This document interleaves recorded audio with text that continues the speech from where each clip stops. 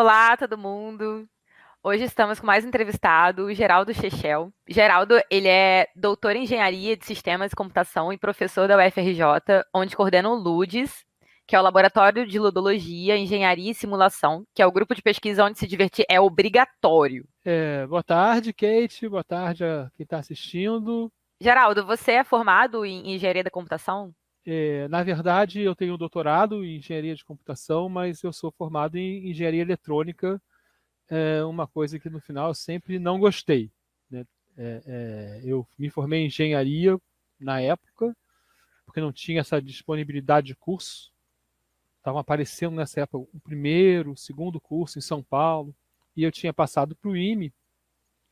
Então, Aham, eu fiz uma engenharia, vamos dizer assim, mais próxima possível do que era a computação, que é o que eu me apaixonei, assim, logo no início, no segundo grau, né? Aqueles primeiros computadores aham. que apareceram, de 8K, 2K, né? Calculadora programável. E aí eu entendi que aquilo era o que eu queria fazer.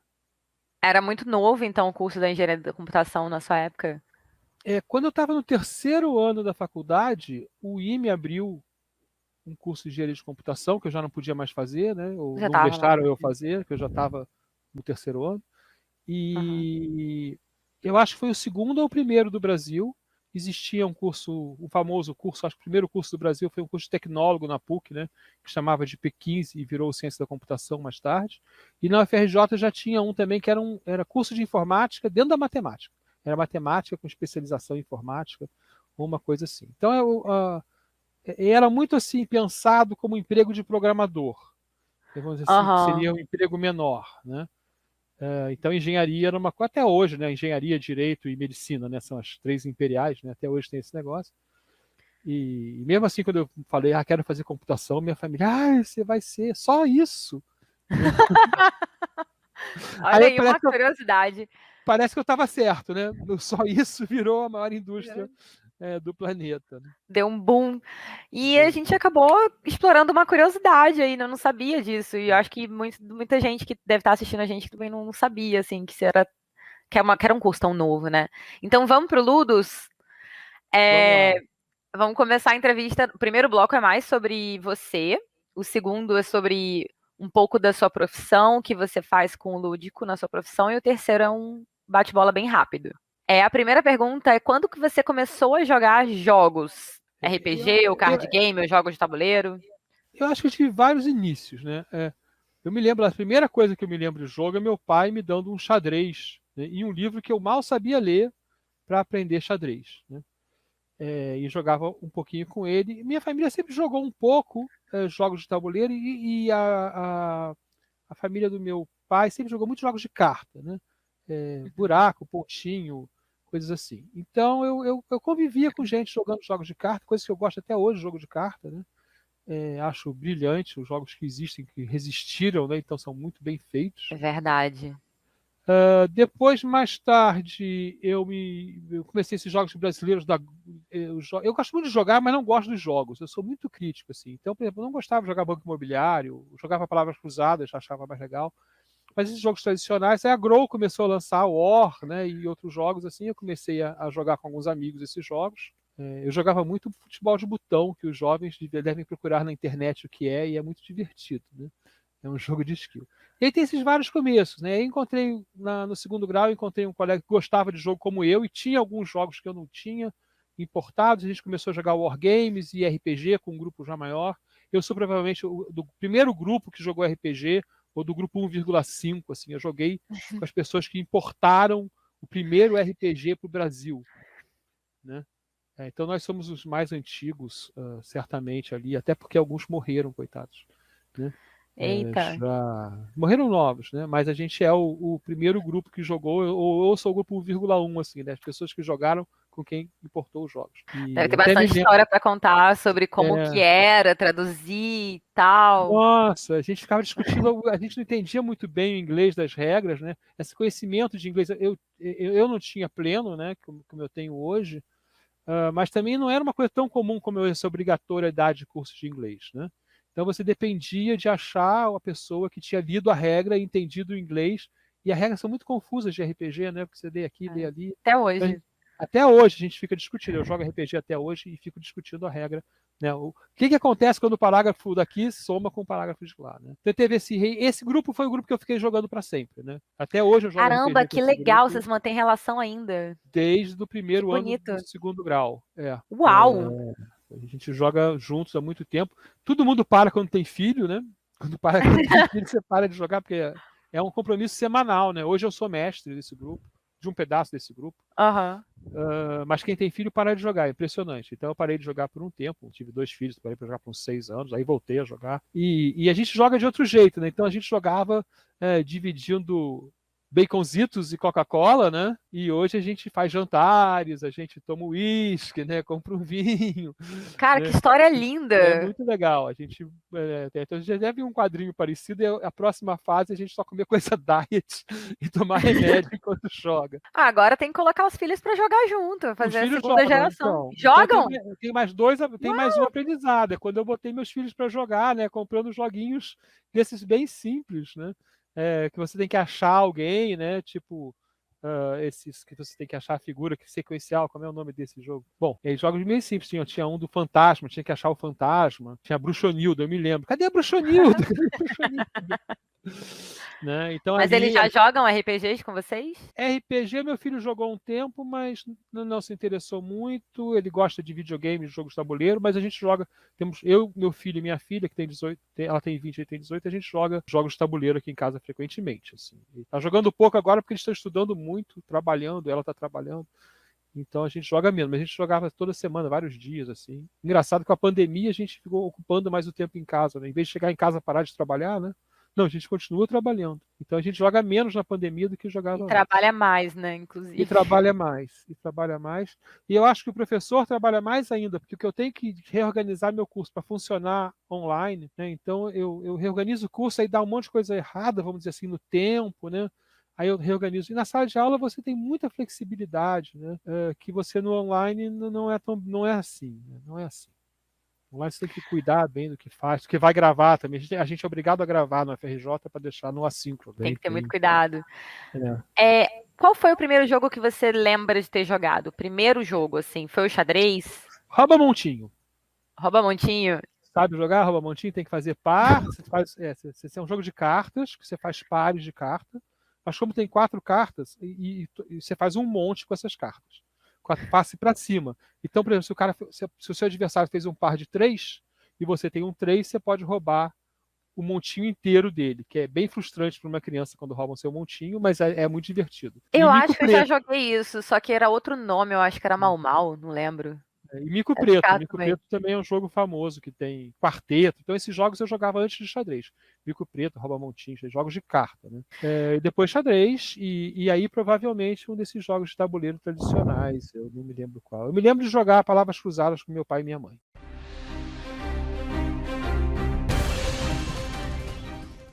É algum amante dos RPGs ou da cultura geek? Se sua resposta for sim, eu venho te convidar a conhecer o Coletivo Nerd. Nós somos um projeto de alunos que viemos com o objetivo de difundir toda a cultura nerd pelo Instituto. Além disso, temos também a meta de criar um ambiente seguro para que pessoas de dentro e de fora do IF possam vir a conhecer mais sobre todo esse universo e também socializar. Se você achou legal e quer saber mais sobre os nossos eventos e projetos, que já são bem conhecidos por alguns alunos, você pode seguir as nossas redes sociais que vão estar aparecendo aí na tela.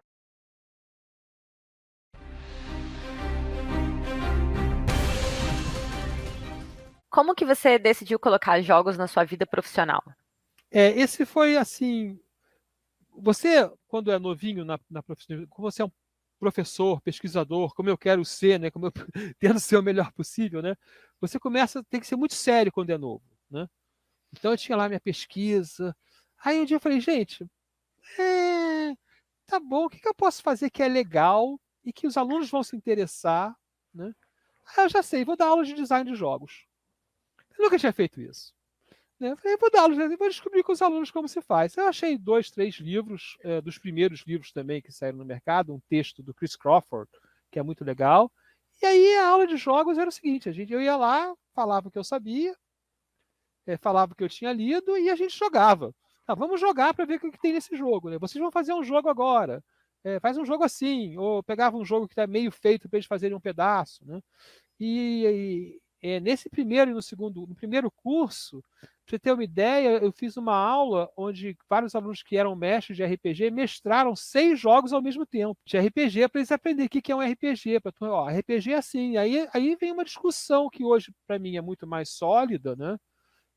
Talvez 20 anos depois, mais ou menos. A gente está em. Isso deve ter sido em 2000 e pouco, assim, vamos dizer 15 anos, né? De discutir o que é uma narrativa, né? E no começo era um tatear, até que não tinha livro de narrativa em jogos. Né? Não existia isso. Aí eu fui lá aprender o que era um roteiro, aí comprei um livro de roteiro, né? Também não tinha no Brasil o livro de famoso de roteiro, o Story, né? Não tinha no Brasil, minha cunhada trouxe dos Estados Unidos para mim.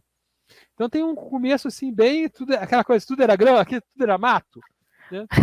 Tudo era mato. Não tinha empresa de jogos no Brasil, tinha uns maluquinhos fazendo jogo, né? Tudo era mato. E eu tinha uns amigos que tinham feito. Eu sou amigo do pessoal que fez o Tagmar, do pessoal que fez o Millennia, né?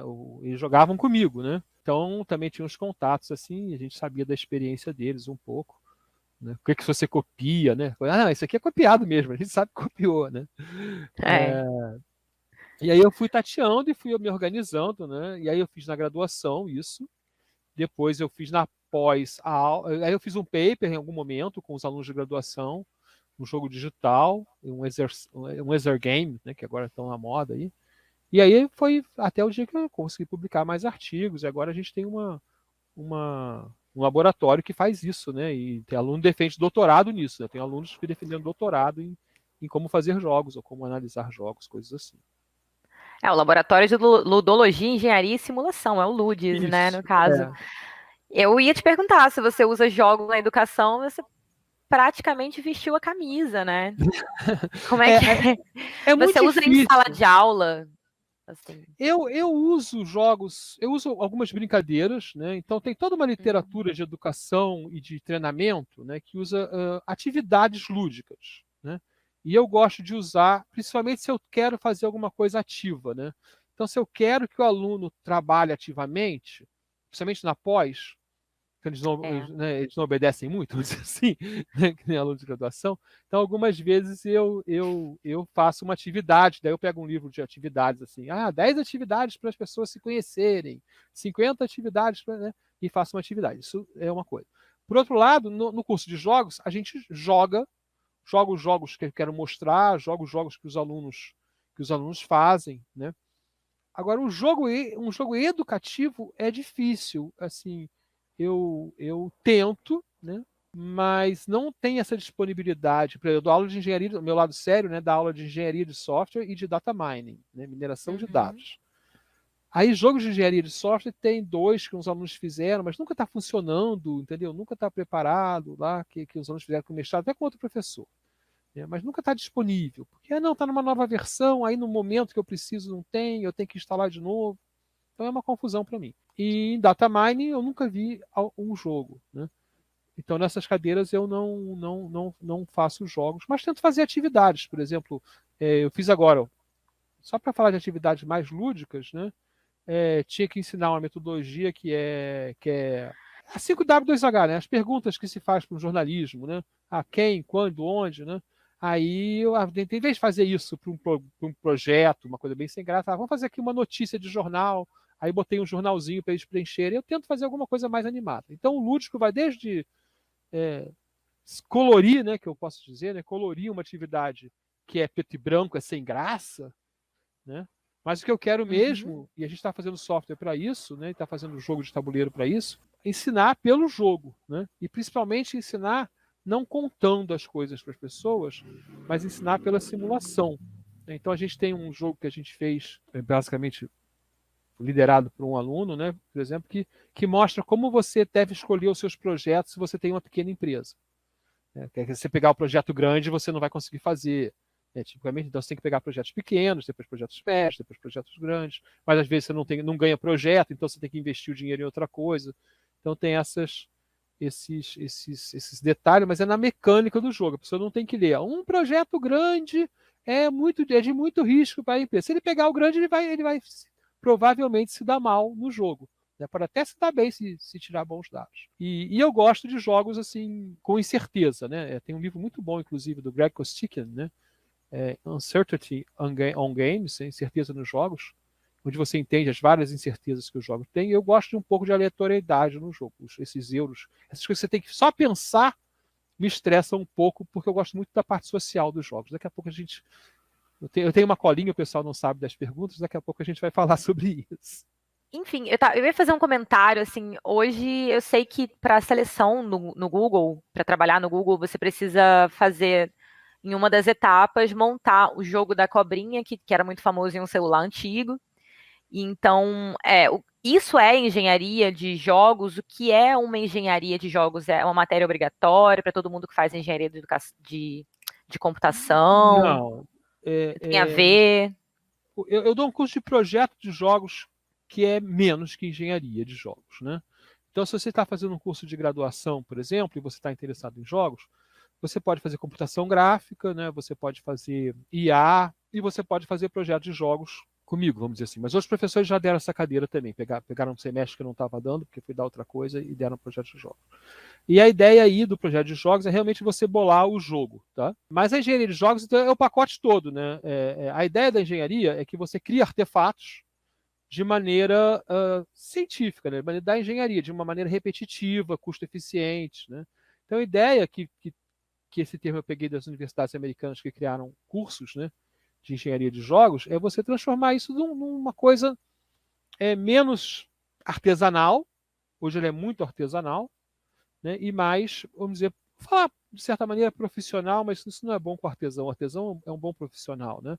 Mas é uma maneira que você possa repetir várias vezes um projeto de sucesso. Só que tem uma parte incerta aí, que é a pessoa, né? A pessoa gostar ou não do jogo. Então também tem técnicas que se aproximam disso, mas pelo menos a gente quer. Bom, se eu quero fazer esse jogo, o jogo sair do outro lado. Agora, se o jogo vai ser bom ou não vai ser bom, faz parte da engenharia de jogos, faz parte do projeto de jogos, mas também faz parte de muitas outras coisas, né, ligadas à literatura, psicologia, coisas assim, né? E a engenharia de jogos vai ter que falar com essa gente aí. E a engenharia de jogos, ela se aplica só ao analógico ou ao digital? Ela Olha conversa com os só, dois? o jogo ele é estudado pelas ciências humanas, né? Ou ciências sociais também, né? Esse meio termo aí, há muitos anos, né? Então todo mundo lê o livro do Huizinga, né? Que é Huizinga, que os holandeses falam, todo mundo lê esse É o mais livro, famoso. né? O capítulo 1, só para você ler o capítulo 1, o resto é bom só para sociólogo, né? O capítulo 1 para você entender o que é um jogo numa certa época, né? Então tem esse estudo, o que os povos jogam, né?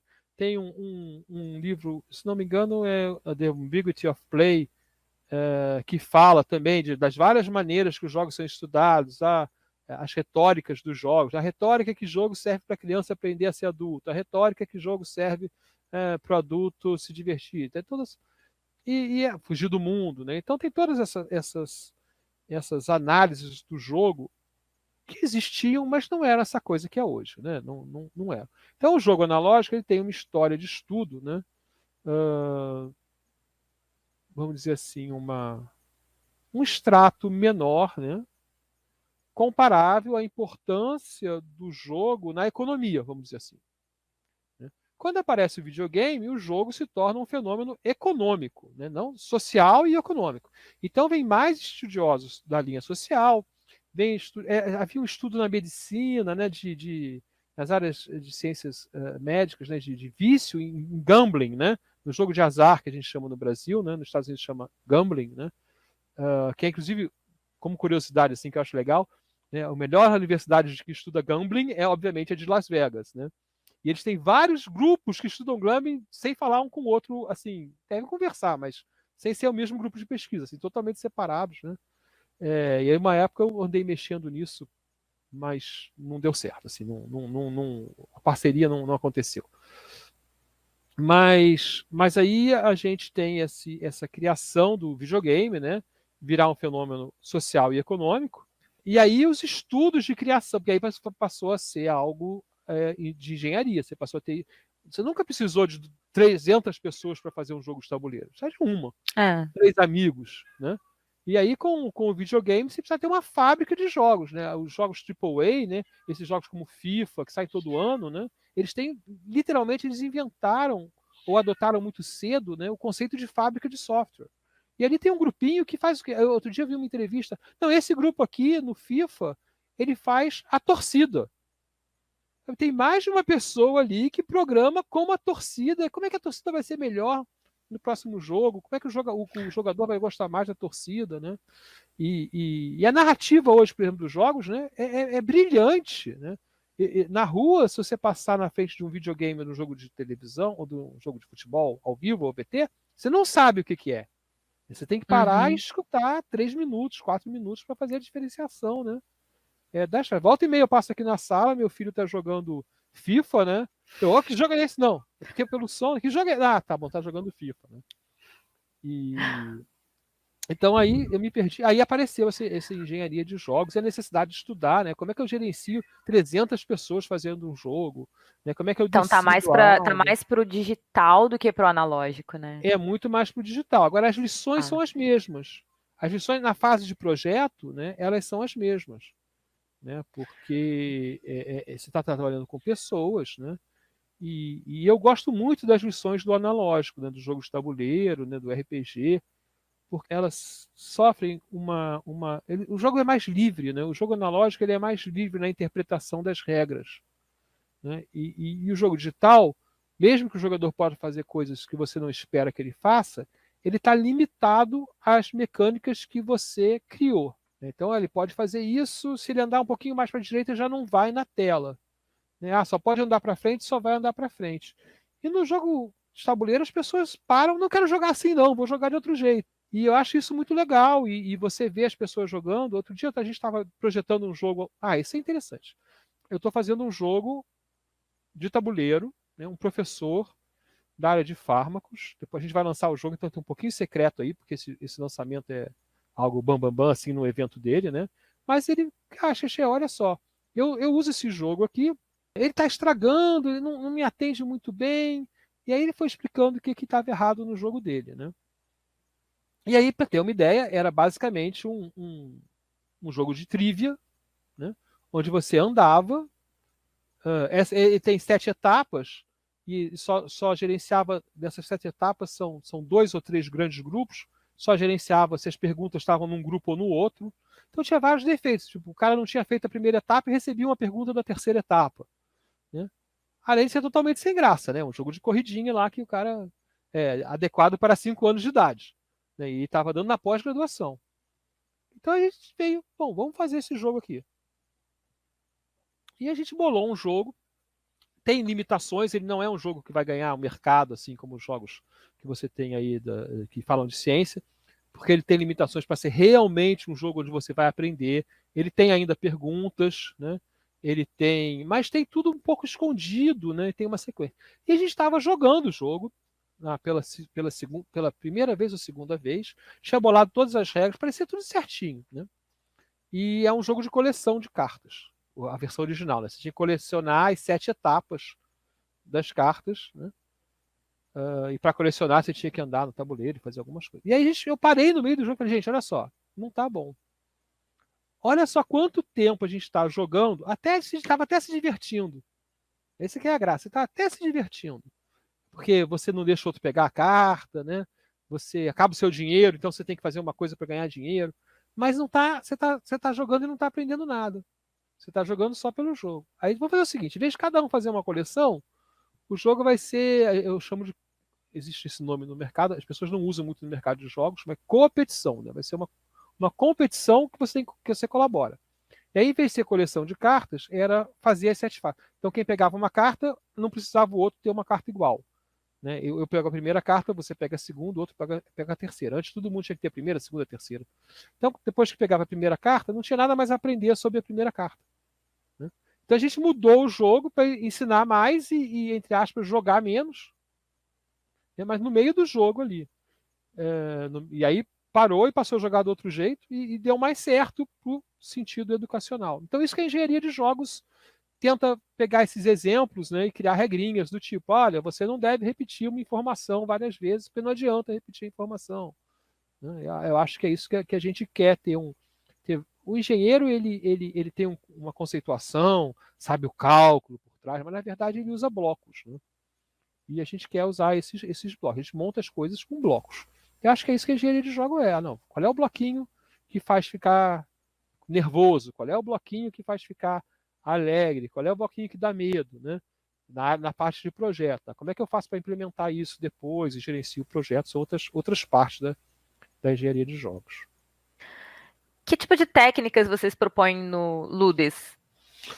Bom, primeiro a gente quer entender o que é o jogo. Tá? Então a gente. Isso é estudo mesmo. Né? Então a gente quer dizer, olha, o jogo é isso, porque sabendo o que é um jogo, né, ou dar um recorte, né, um tipo de jogo, você consegue criar tem o primeiro o embasamento para criar um novo jogo. Né? Então, por exemplo, a gente estuda jogo como atividade, mas a gente também pode estudar jogo como uma máquina abstrata que faz o jogo. Né? Então, a gente tem propostas que olham o jogo como uma máquina abstrata que faz o jogo. E a gente tem uma proposta também, essa que a gente está agora até melhorando, que vê o que é uma ontologia de jogo, o que é o jogo, o ser do jogo. Né? E aí a gente agora até está decidindo se vai fazer uma ontologia mais no sentido de ser aplicada para você poder criar jogos a partir dela, ou descritiva, para você poder entender o que é um jogo a partir dela. Então tem essa coisa que eu falo, isso aí é teoria do que é um jogo. Né? Depois a gente estuda como as pessoas reagem aos jogos, para poder bolar o jogo, e aí a gente vai lá estudar na psicologia, né? Adaptar a psicologia aos métodos de computação. Né? A gente precisa de um modelo que seja mapeável de alguma maneira, né? Que seja descritivo. Então, as coisas que são muito assim qualitativas e sem uma divisão, né, em grupos, tal, elas são mais elegantes na psicologia, mas elas não servem muito para a engenharia. Né? Engenharia é bom você falar, isso aqui vai cair nessa caixinha aqui. Né? Então, a gente trabalha com emoções. Né? A gente usa o modelo de emoção do Paul Ekman, né, que fala, ó, tem 5 emoções, sabe? Ódio, raiva, enjoyment, que seria alguma coisa de prazer, né? Desgosto e medo. Né? Tem 5 emoções, ele divide em subemoções e tal. Isso cabe muito bem para a gente. Né? Tem outro modelo que divide em emoções sobre considerações sobre o passado, sobre o futuro, sobre o presente, também cabe muito bem para videogame, para coisas de computação, para robô. Mas aí um modelo, às vezes, é mais sofisticado, que o psicólogo pode até gostar mais, aí não serve para a gente. Porque, primeiro, que a gente pode nem entender, né, vamos dizer assim, como engenheiro, né, precisa de mais anos de estudo de psicologia. Né, mas também porque não bota as coisas em caixinhas que a gente possa criar receitas para a gente poder repetir a maneira de criar um jogo. Não é isso que a gente quer fazer. Criar um jogo deu certo? Estuda isso. Vamos ver se a gente consegue criar outro jogo que vai dar certo também com esse modelo, ou melhorar, né, esse jogo. Ó, esse aqui vendeu 1.000 cópias, ou teve 1.000 usuários. Né? Como é que vamos tentar ter 10.000 agora? O que a gente errou nesse aqui? Né? E é muito difícil, né? Muito difícil, porque as pessoas querem fazer o jogo que elas gostam.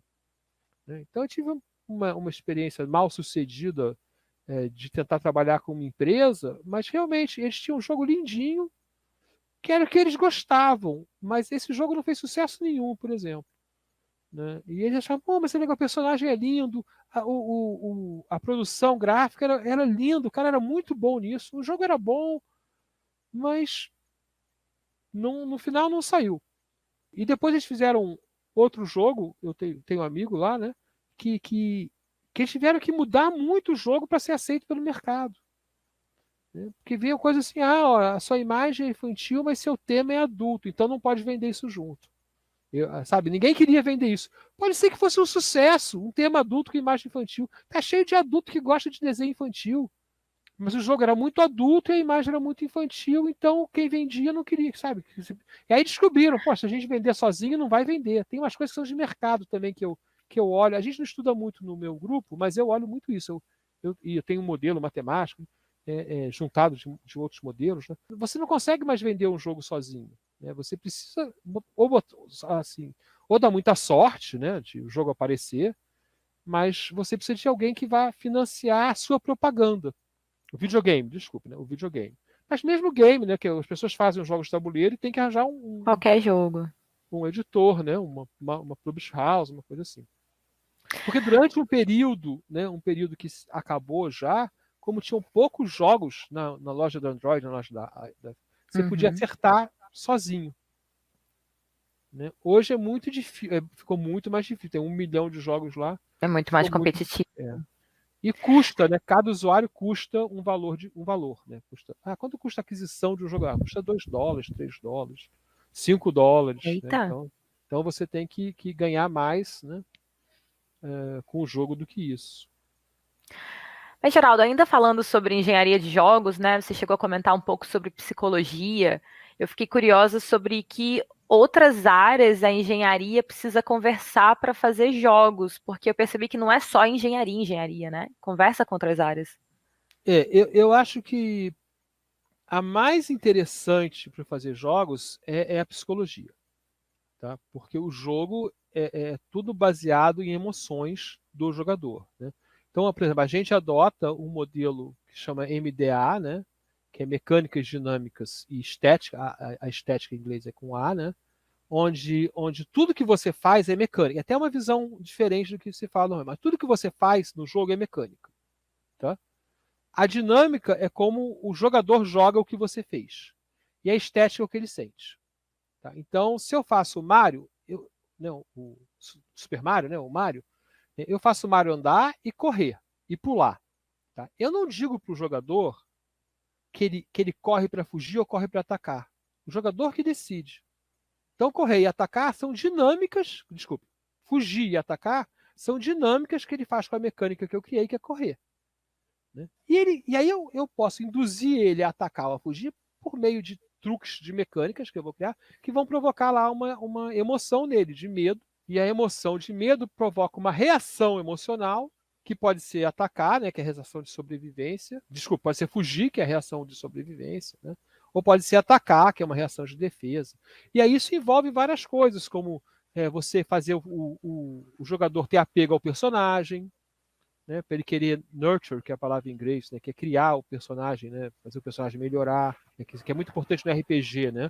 No RPG você quer que Uhum. seu personagem cresça, suba de nível, né? Você fica apegado. Eu me lembro, Uhum. uma vez eu perdi um personagem que eu tinha criado com uma personalidade, né, de um jeito específico ao longo de 8 meses de jogo, aí ele morreu. Assim, foi uma depressão, entendeu? O personagem, o pessoal gostava de jogar comigo, que tinha aquele personagem lá, que era engraçado, fazia umas coisas, né? Ele... Então, eu perdi o meu personagem, depois não queria criar outro, entendeu? Então, tudo isso você pode manipular, né? O criador do jogo manipula emoções. Eu tô me sentindo manipulada. Toda vez que eu for jogar Mario É, Bros, eu vou lembrar de você agora. daqui a pouco a gente fala disso. Lembra dessa fala aí que eu quero responder essa pergunta. Né? Eu vou me sentir É, manipulada agora. Toda vez que eu for jogar e eu sentir felicidade, tristeza, coisa assim. Ah, mas mais que pensaram isso, nisso, foi tudo planejado. não, é pior que isso. As pessoas, eles realmente pensam nisso. As empresas contratam especialistas para realmente pensar isso. Né? Então eu tenho Caramba! um colega francês que ficou sabendo que eu jogava com jogos, que eu trabalhava com jogos, né? E eu não me lembro agora qual era a área dele, porque a gente estava na área de web, mas a gente tinha uma área em comum que não era jogos, né? E a dele tinha a ver com emoções. Talvez fosse robótica, emoção, alguma coisa assim. E aí ele falou: você trabalha com jogos? Eu já fui uma empresa de jogos, já que quis me contratar para eu criar reações emocionais no jogo, né? Que fizesse a pessoa continuar jogando. Né? Tipo, e aí ele falou: eu achei que isso era viciar as pessoas. Né? E não, eu achei que não era ético fazer isso. Né? E um diretor de uma empresa nacional, não empresa, um diretor no Brasil de uma empresa multinacional já falou: eu pedi demissão porque a gente passava o tempo todo discutindo como fazer crianças de 12 a 14 anos gastar mais dinheiro no nosso jogo. E aquilo começou a me fazer mal. Meus filhos começaram a fazer 12 anos e eu não deixo eles jogarem, porque eu sei que isso é Empatia, né? feito. Sofreu lá. E aí mudou para uma área totalmente diferente. Eu sei que isso é feito para arrancar dinheiro nessa faixa etária.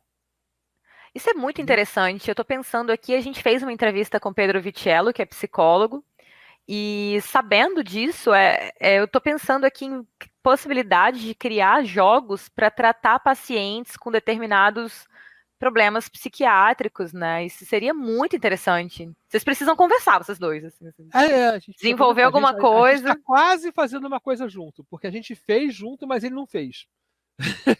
Ele na hora H falou, eu não posso, ele está no projeto, mas não pode participar do jogo que a gente É que fez. ele participa de um monte de coisa ao mesmo tempo.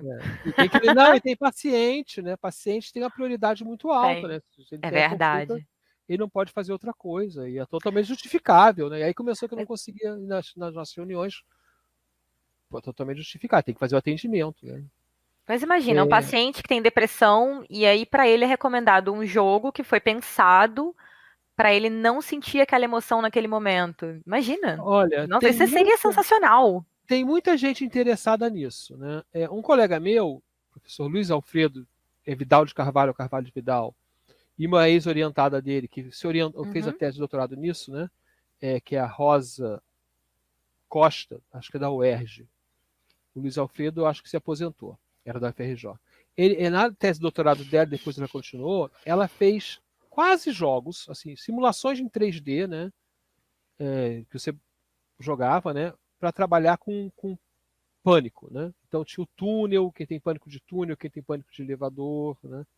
Isso foi muito legal, é um trabalho muito legal da Rosa Costa hoje, né? E é feito dentro de um departamento de engenharia de computação, né? Ou de engenharia de informação, alguma coisa assim na UERJ.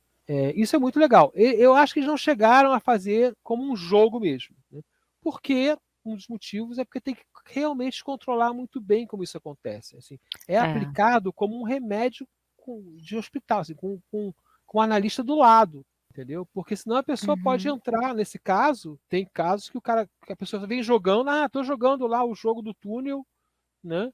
Já passei da primeira fase, da segunda fase, da terceira. Chega aí foi fazer uma demonstração, então essa pessoa aqui que tem medo de entrar em túnel vai jogar de novo uma fase que ela já jogou e ela teve uma crise de pânico, né? E aí tem que ter alguém do lado para tratar essa crise de pânico, né? Você não pode fazer isso, ter uma crise de pânico sozinho lá, que você vai ser ruim para você, né?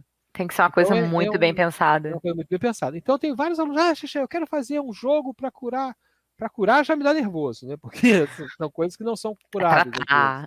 Tratar, né? Ansiedade, sei lá. E eu falo, olha, tudo bem, vamos então ir lá na faculdade de psicologia, né? E de psiquiatria, e vamos convidar um professor que trabalha com ansiedade para a gente ver o que ele acredita fazer. Aí o aluno já, então vou fazer outra coisa.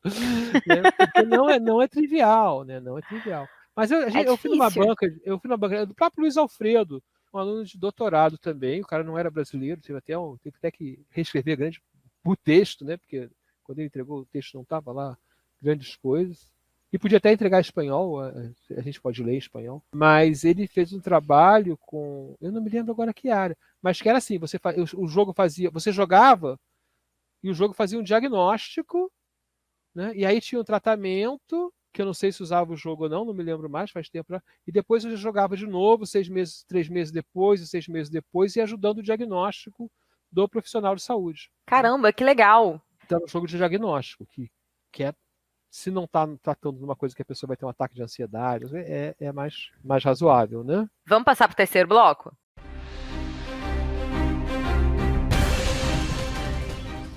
Você, que é um grande fã de jogos de tabuleiro, já conhece o Stand Nerd? Se não, se liga só. O Stand Nerd é um evento que acontece durante a Semana da Química no IFRJ, onde nós organizamos jogos de tabuleiro, card games e RPGs para os visitantes. E agora contamos até mesmo com palestras, tutoriais, entrevistas e muito mais coisas que estão por vir, muitas mais novidades. E se você se interessou e quer saber mais sobre, você pode seguir nós em todas as redes sociais que vão estar aparecendo aí na tela agora. E claro, todos vão ser muito bem-vindos.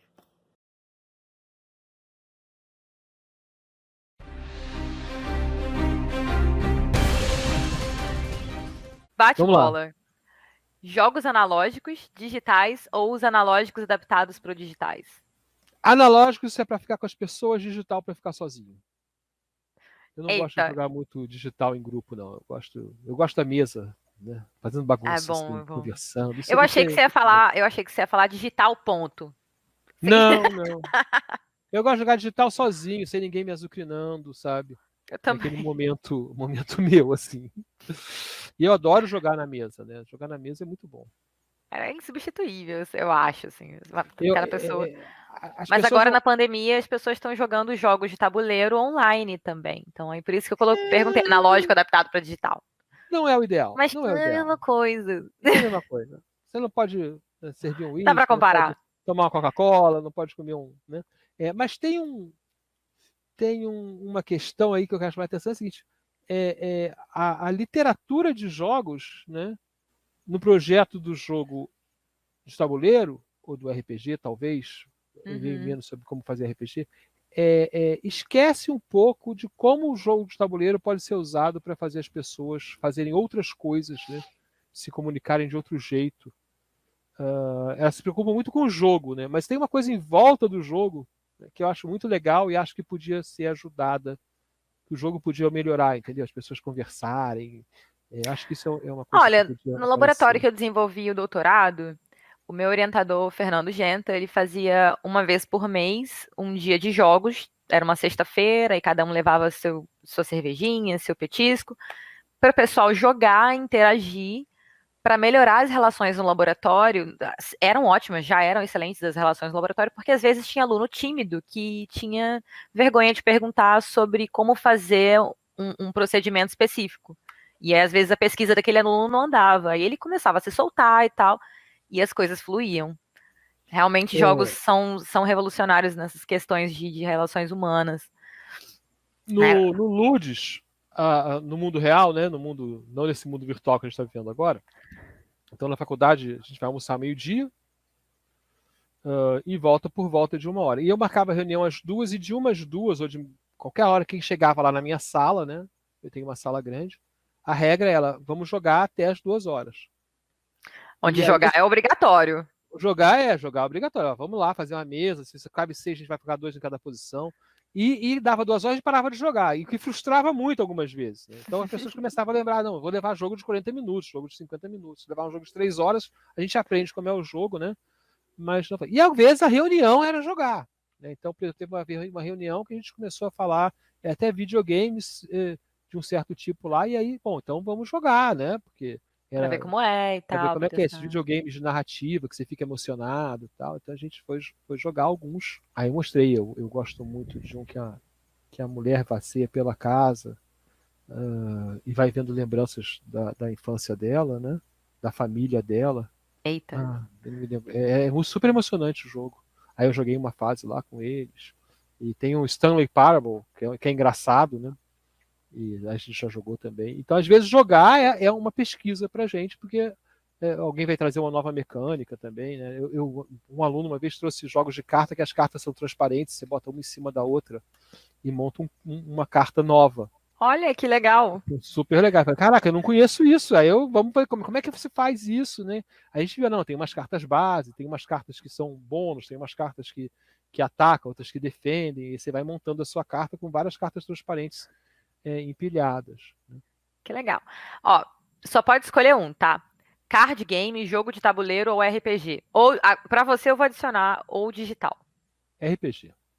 RPG. RPG. Sabia. Eu jogo o mesmo jogo há 50 anos, não, há 17 menos Aquela 55, né? história linda, né? Dungeons and Dragons. Não é só RPG, é Dungeons and Dragons. Dungeons and Dragons e Call of Cthulhu. Eu não fico mudando de jogo também, não. É fiel. Fiel. Qual a mecânica preferida? Acho que fazem combo. Né? Eu acho muito legal você ir juntando, né? Então, card building, né? Uhum. Se faz combo, você vai ficando mais poderosa, né? Essa acho que eu gosto. Seu jogo preferido? Dungeons and Dragons e Dominion. Designer favorito?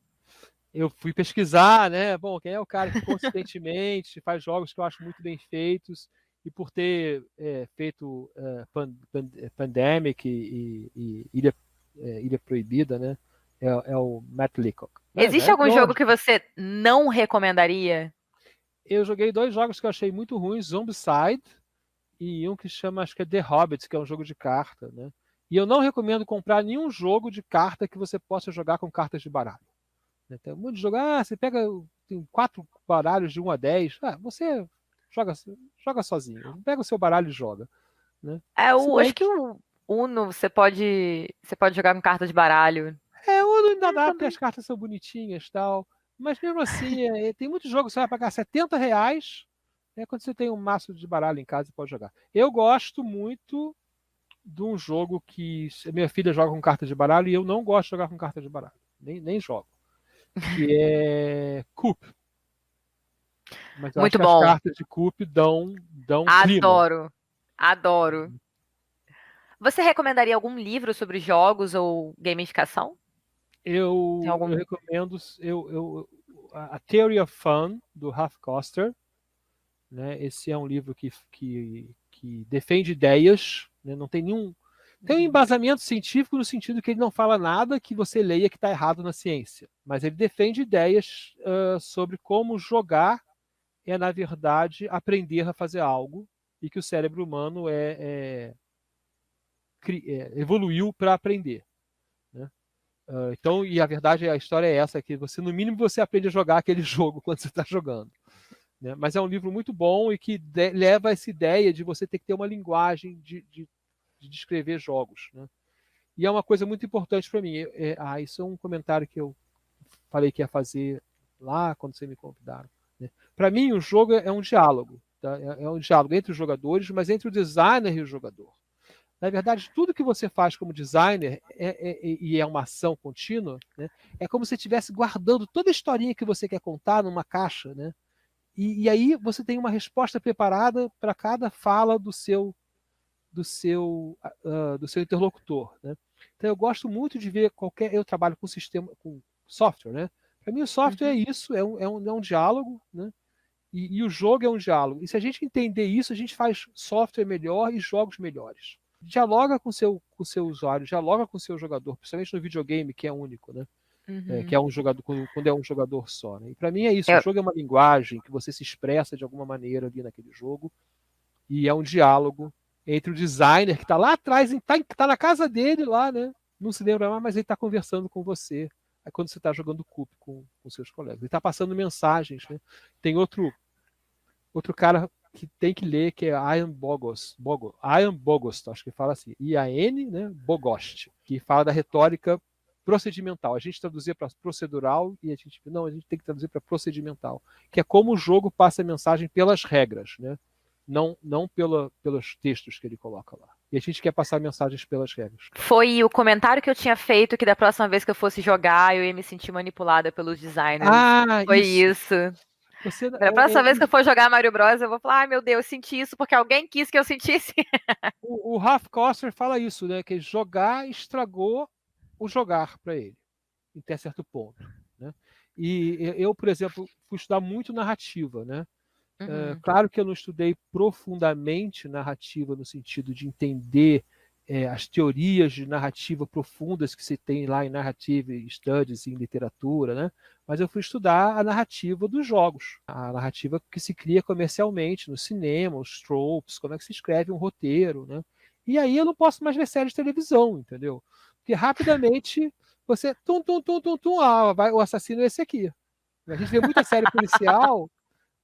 O cara entra na sala. Outro dia, o cara falou uma frase, eu falei, esse é o assassino. Mas como é que você sabe? Porque esse personagem não tem o menor motivo para ele custa caro um personagem que fala para a série, né? Então ele fez um comentário que ele não precisava fazer. Totalmente. Então, por que ele está aí? Aí eu aprendi com a minha cunhada, que é editora, né? Ele está sendo plantado pelo autor do roteiro para poder usar ele depois. Que se também aparecer o personagem lá no final do filme que você nunca viu, sei lá, tirou esse assassino da onde? Do Né? bolso. Então eles plantam o assassino numa cena e você começa a reconhecer o padrão imediatamente. E várias coisas vão acontecendo assim. Passa isso, então vai acontecer alguma coisa. Ó, entrou nessa sala aí, vai acontecer alguma coisa nessa sala depois. Né? E você vai vendo os tropes, né? Tem vários sites legais sobre tropes nas artes, né? Então, e aí realmente você vai estragando o prazer, né, de ver o ruim, vamos dizer assim. Né? Mas de outra maneira você vai aprendendo a se surpreender com o que é de boa qualidade. É verdade. Então, a parte boa, você entender. Por exemplo, eu não entendo de música, mas eu vejo pessoas falando de música, caraca, o cara entende né, que aquela nota foi tocada de uma maneira para causar, isso eu acho muito bacana, né? E o roteiro é assim também, Arte é isso, né? A arte é isso, é Todo saber tipo de arte, manipular, né? né? Você saber que vai causar uma emoção. É. E você tem algum sonho em relação aos jogos? Olha, no momento eu queria que eles ficassem mais baratos, né? É o meu sonho imediato. É verdade, assim. Eu acho que é o sonho de todo mundo. Eu assim, eu vejo jogos como uma coisa que pode ajudar o mundo, mas não é a solução. A gente tem muita coisa para aprender antes, né? Não queimar combustível fóssil, né? Não, não, Uhum, não ser racista, né? A gente tem que aprender essas coisas. etc. Eu acho que meus filhos nasceram num mundo muito melhor que o que eu nasci, né? Eles me censuram com razão, muitas vezes, assim, né?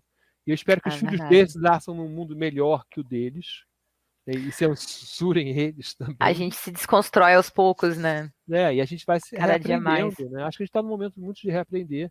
E acho que os jogos podem ajudar, realmente os jogos podem ajudar. Eu acho que o RPG é um espaço de inclusão, apesar de haver o RPGista nazista, né? Mas eu acho que é um espaço de inclusão, o jogo de tabuleiro é um espaço de inclusão, né? Você não Sim. precisa possuir para jogar, você vai jogar o do amigo, Então isso é muito legal, né? Porque você não precisa possuir para participar daquele prazer e participar de forma comunitária, né? E ele exige a comunidade. Então essas coisas são legais. Eu acho que é uma parte da sociedade, é uma coisa que a gente pode incentivar, pode ajudar as pessoas a aprenderem com os jogos, né? Isso é legal também. Então, mas eu um sonho específico realmente agora é que se fossem baratos para as pessoas poderem comprar. Eu achei genial, uma vez eu estava andando no Saara. Você é do Rio? Sou. Então para quem não é do Rio, né, que tem uma região que chama Saara, que é um monte de loja, geralmente loja barata, né, que vende coisas em quantidade, papelaria, que vende muito papel barato, né? E eu estava procurando que eu tinha que comprar dados e eu descobri uns dados chineses que vendiam de 100 em 100, todos os dados que eu preciso, que eu tinha que fazer um Vai jogo ter que de dar exato. esse endereço. Mas não, depois você vai lá não tem mais, porque o cara compra da China, entendeu? Uma caixote de dados, aí acaba e não tem de novo. E aí eu descobri que existe no Brasil uns jogos que vêm em saco plástico. E é War, é Banco Imobiliário, é Palavras Cruzadas. Pirata? Não é pirata, o jogo saiu, tá em domínio público, entendeu?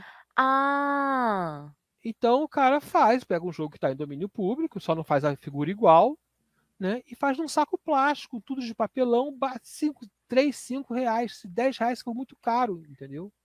E eu achei, caramba, isso é fantástico, né? você Porque descobriu isso no Saara? no Saara, um saquinho de jogo lá pendurado. Isso deve ter, talvez venda no interior, né? Depois eu vi em outras lojas desse tipo, né? Que vende um monte de coisa barata, né? Loja Aham. que vende. E aí tem num lugarzinho, num cantinho, tem esses joguinhos lá. É cidade de brinde em festa. Você vai, entendeu? Cidade de brinde em festa. Vou dar um banco imobiliário para cada um, porque custa 3 reais cada um. Na classe média, né? Na nossa classe. Agora, o cara que não tem dinheiro, ele tem um jogo por 3 reais, 5 reais. Né? Caramba, que E é legal. muito legal, né? Eu acho isso legal. Eu acho barato é legal, entendeu? Um sonho dos jogos é barato, mas para isso, para todo mundo poder jogar. E ter essa sensação de participar daquela comunidade, coisas assim. Para você, jogos e educação significam o quê Para mim, aprender é algo muito prazeroso. Eu gosto de aprender. também? Eu gosto principalmente de aprender computação, matemática, né? Discreta, né? Não gosto de cálculo. Mas eu acho que aprender em geral é prazeroso. Eu gosto de ler divulgação científica, né? Para saber das outras áreas, né? Eu leio livros técnicos, tipo 101, né? Psicologia, introdução à psicologia, introdução a alguma coisa da minha área para saber o que está acontecendo, assim, o que é aquilo, né? Então eu gostaria que os jogos ajudassem as pessoas a terem mais prazer aprendendo, né? Aprender é divertido. Porque eu acho que desde lá no iniciozinho, as pessoas aprendem que aprender é difícil, que aprender é ruim É. e que o legal é ser malandro, né? No sentido de ficar em casa sem fazer nada, jogando LOL, né? Tal. E eu acho que as pessoas aprendem jogando LOL, tá? Só que as pessoas têm que querer aprender, têm que querer melhorar, têm que querer saber mais, né? De mais coisas. Então eu tenho uma expectativa assim que jogos, né, façam a pessoa aprender. Eu vou fazer um paralelo, né, com as pessoas que aprenderam, as crianças que aprenderam sobre mitologia, né, lendo. Esqueci agora o nome do cara, né? Mas acho que em Harry Potter não aprendem nada.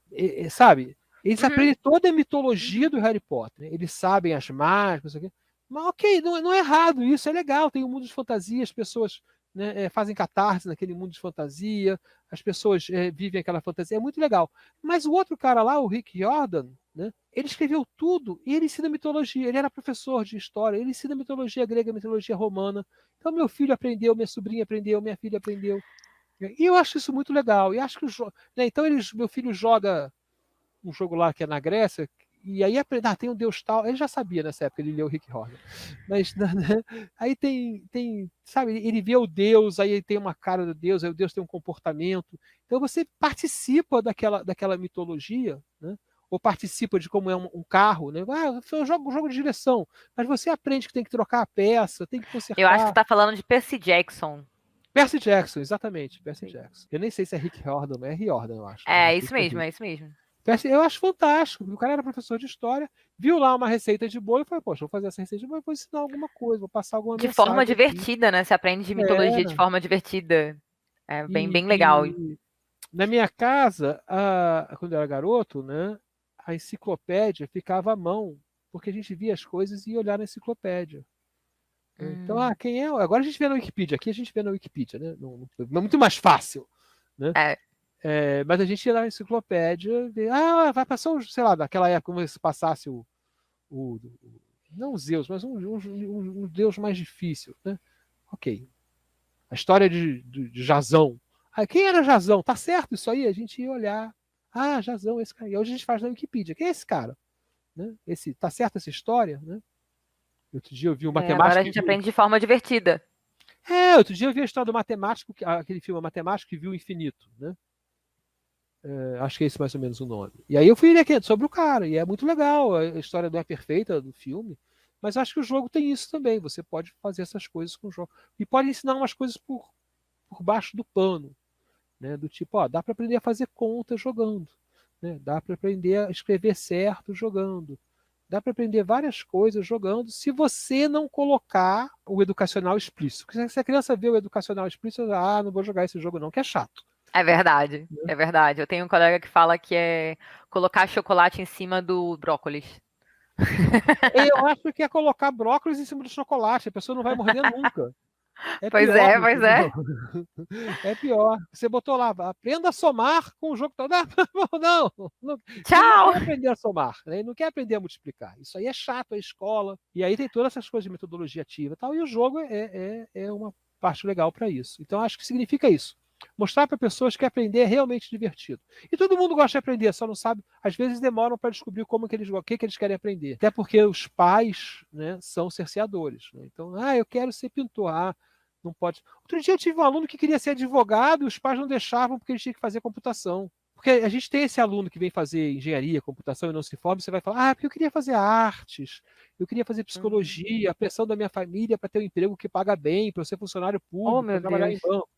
Então isso é normal, ok, acontece na É, faculdade. Aí chegou um cara que queria ser advogado. Eu falei, caraca, o advogado vale, né? Sabe? Advogado, não, mas eu não quero fazer como eu quero ser, mas meu pai não deixa eu ser advogado porque não tem emprego. Gente, mas advogado é profissão tão estabelecida, né? Que os pais ficam tão prazerosos que vai fazer advocacia, né? Mas é isso, o garoto queria fazer advocacia e não é o podia. contrário. Ao contrário, é. E eu tive dois grandes, ótimos alunos. Eu tive dois ótimos alunos que vieram fazer computação e eram médicos formados. E um foi para um abandonou a medicina e o outro ficou na medicina usando A tecnologia de computação. computação. Nossa, que curioso, eu nunca imaginei. Curioso mesmo, interessante. Tem toda uma área lá na FRJ de Bio, biomedicina, né? Que tem gente que faz graduação em medicina, graduação em engenharia, aí faz mestrado nesse. Caraca, é eu muita conheço a coisa, né? bioinformática, assim, É, a medicina com informática eu já tô, já, não, outra, medicina e engenharia são dois cursos difíceis, né? e opostos na minha cabeça, assim, eu não consigo pensar numa relação, assim, acho que esse é muito meio limitado. Então, Geraldo, a gente, infelizmente, chegou ao final. Eu queria te agradecer muito por esse papo. Foi muito Foi legal. muito legal, Aprendi gostei muito. bastante. E eu queria deixar um espaço aberto para você falar o que você quiser. Eu fiquei agora pensando, né? E eu queria falar o seguinte, né? Acho que as pessoas têm que jogar, né? Mas eu acho que joguem e quebrem as regras.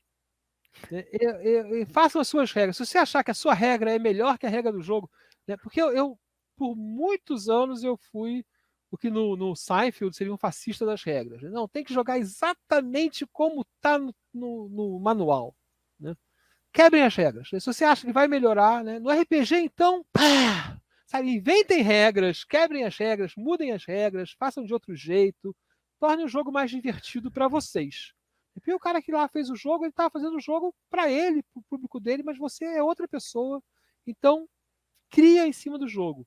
E crie suas regras e um dia você vai talvez fazer seu jogo, né, que seja o jogo como você se diverte mais. Eu tenho conversado com muita gente que assim que faz jogos até ruins, mas gostam e jogam com pessoas que gostam, sabe? Eu acho isso tão legal. Você fala, tecnicamente o jogo é ruim. Se ele soubesse fazer jogos, ele podia talvez fazer um jogo muito melhor como jogo, mas ele não ia gostar, porque ele quer o jogo assim, né, com aquelas características, né, com aquelas limitações, com aquele jeito.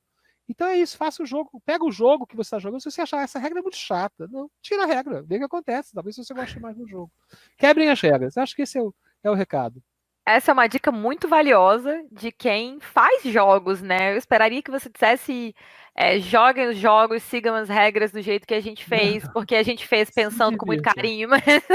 Não, se divirtam, se divirtam. Muito obrigada, Chechel. Obrigado, Muitíssimo Kate, obrigada mesmo. Eu espero que a gente possa se encontrar pessoalmente em breve na Ludus Magisterium, nos eventos do Stand Nerd, e que a pandemia acabe. Vacinem-se, usem máscara, evitem aglomerações. Usem máscara. E já a gente se encontra e conversa pessoalmente bastante.